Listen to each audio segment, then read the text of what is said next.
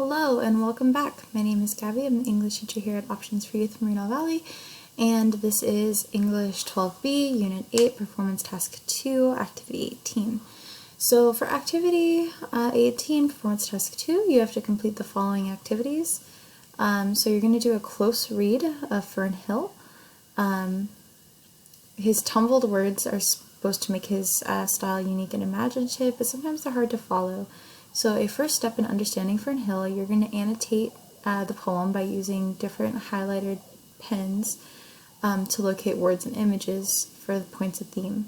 You're going to use yellow anytime he references his childhood or youth. You're going to use green for nature, and then blue for mood or sounds, pink for references to time or maturity. And then you're going to answer the questions that follow. If you have a hard time like me, I also have linked here, that's on it. I have linked here a reading of Fern Hill, so you can listen along for that, and it's continued on. So that should have highlighter all over it, okay? For number 1, you have to paraphrase the last stanza. What change in mood occurs here? So what change in mood occurs in this stanza? Do you feel the way Thomas did about your own childhood? Do you agree with him about adulthood? Explain. And then after that, you're going to move on to this right here. So, performance task, you have to listen to a digital recording on YouTube of Richard Burton reading Fern Hill. So on here, I also have Richard Burton reading it as well. And then you have to complete this graphic organizer, okay? So you have to listen to 2. You have to listen to Burton, and then I found Anthony Hopkins. You can find a different actor if you want, or somebody else reading it, but there you go.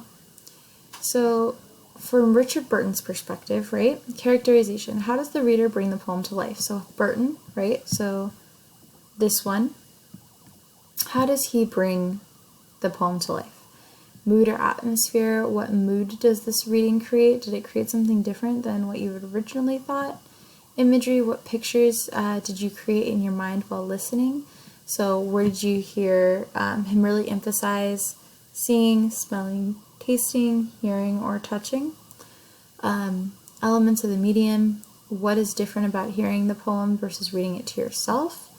What makes this recording enjoyable or not enjoyable, and give examples. Is it really monotone? Is it really enthusiastic? Is it boring? What is it?